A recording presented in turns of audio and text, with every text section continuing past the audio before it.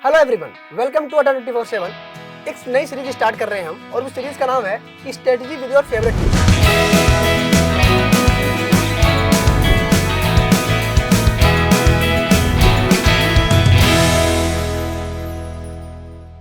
तो आपके favourite teacher reasoning के महागुरु हमारे साथ हैं सौरभ सर।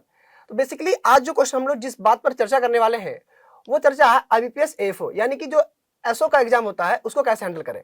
तो सौरभ सर रीजनिंग के महागुरु हैं, तो हम लोग रीजनिंग के बारे को किस तरीके से हैंडल करने वाले हैं उन पर चर्चा करने वाले हैं। सौरभ सर स्वागत है आपका। अब बच्चे सब आपको अच्छे से जानते भी होंगे, तो बेसिकली 2-3 क्वेश्चन है बच्चों के, उनको एक बार समराइज करता हूँ। पहला क्वेश्चन यही है कि अभी जो कम टाइम बचा हुआ है ना, उस कम टाइम में रीजनिंग को कैसे हैंडल करें, साथ ही साथ बेस्ट स्ट्रेटजी क्या होनी चाहिए और कौन कौन से टॉपिक ऐसे हैं जिन पर ज्यादा फोकस करने से बच्चे मैक्सिमम मार्क को गेन कर सकते हैं। जी okay, thank you for this question because ये क्वेश्चन सच में बहुत सारे स्टूडेंट का होगा। बिकॉज वैसे बहुत स्टूडेंट हैं जो IBPS PO के लिए प्रिपेयर कर रहे होते हैं जी और वो भी एसओ किसी न किसी टेक्निकल बैकग्राउंड से बिलोंग कर रहे हैं, तो वो एसओ को दे रहे होते हैं। जी तो ऑफ कोर्स, और जैसे मैंने अभी शुरुआत किया कि PO वाले बहुत सारे स्टूडेंट एसओ के एग्जाम को दे रहे होते हैं, तो जो स्ट्रैटेजी भी है वो बिल्कुल सिमिलर है।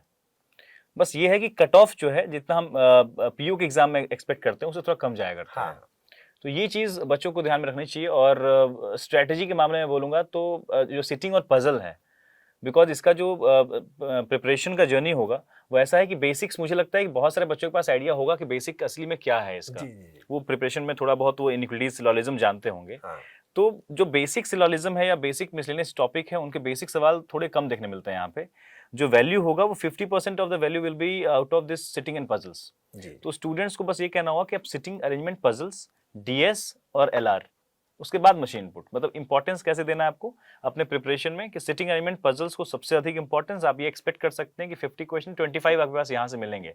तो आउट ऑफ 50 मतलब कि आप मान सकते हैं कि आपके पास 25 क्वेश्चन सिटिंग पजल्स अगर हैं 50% ऑफ दैट, तो उसके अलावा आपके पास फिर DS इंपॉर्टेंट रहेगा, LR इंपॉर्टेंट आपके लिए होगा, फिर मशीन इनपुट इंपॉर्टेंट होगा। ये पहले इंपॉर्टेंट आपके पास सेगमेंट है जहां से बल्कि मतलब आप कह सकते हैं कि 85% to 90% question you will find out of this listed topics जो भी मैंने बताया आपको।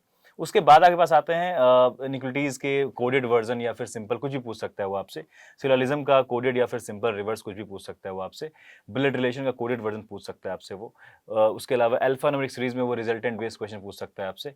तो जो भी इसके बाद डायरेक्शन डिस्टेंस का कोडेड वर्जन पूछ सकता है आपसे। तो इन सारे मिसलेनियस चैप्टर में से कुछ कुछ 2-2 नंबर का सवाल या फिर 3-3 नंबर का सवाल या कुछ 4-5 टॉपिक मिला के कोई एक सवाल ऐसे डाल सकते हैं आपके सामने। तो जो मेजर पोर्शन आपके पास होगा वो आपका होगा सिटिंग, अरेंजमेंट, पजल्स, LR हो गया आपका जिसको क्रिटिकल रीजनिंग बहुत सारे बच्चे कहते हैं, and machine input, DS। So this is the thing. Okay sir, thank you sir. Basically sir आपकी कौन सी सीरीज है जो इस समय बच्चों, जैसे जो बच्चे अभी तक बिगिनर हैं, तैयारी स्टार्ट कर रहे हैं, कौन सी सीरीज आपकी है ऐसी जो बच्चों को बहुत ज्यादा हेल्प करने वाली है? 2 चीजें हैं। एक तो फ्री ऑफ कॉस्ट यूट्यूब पे ही है, जीरो टू हीरो। मुझे लगता है कि बैंकिंग इंडस्ट्री में अगर बैंक की तैयारी करने वाले कोई भी इंडिया में स्टूडेंट है तो उस सीरीज से जरूर गुजरा है वो।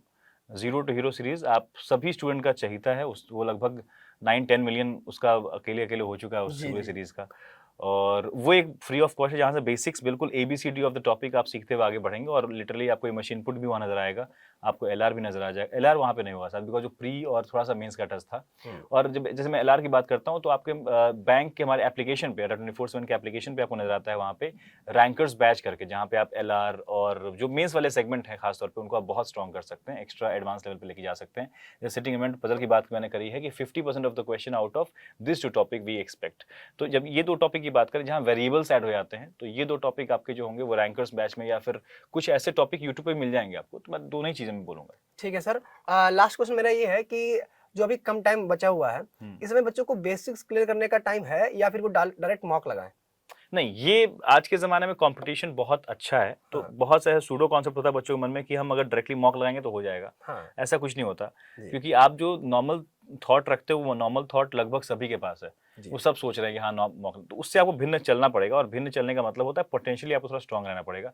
इतना भी कम समय नहीं है, लेकिन हम ये जरूर कहेंगे कि आप टेक्निकल बैकग्राउंड से हैं तो थोड़ा सा दिमाग अपना खर्च कीजिए और मतलब 15 डेज के अंदर में आप अपने बेसिक्स को बहुत अच्छा कर सकते हैं। मतलब इन द सेंस रिवीजन हल्का सा हल्का ऊपर आप समझते चले गए क्या आइडिया है, एंड देन आफ्टर उसी का एडवांस लेवल आपके पास, पूरा सिलेबस आपके पास वो है।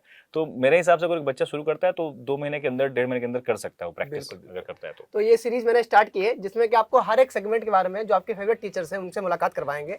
मेरे साथ इस समय जो है वो सौरभ सर हैं, जो कि रीजनिंग में आपको बहुत अच्छे से पढ़ाते हैं, और मेरा नाम है आकाश वाजपेयी। अगर आपको मेरे से क्लासेस करनी है तो आप एग्रीकल्चर अड्डा 24/7 पे आ सकते हैं। वहाँ पर मैं मेंस की क्लासेस को रिकमेंड करता हूँ, मेनली हॉर्टिकल्चर। ठीक है, धन्यवाद। और ये सीरीज आपको कैसी लगी या ये शुरुआत आपको कैसी लगी जरूर कमेंट बताएं, और चैनल को सब्सक्राइब कर लीजिए। धन्यवाद।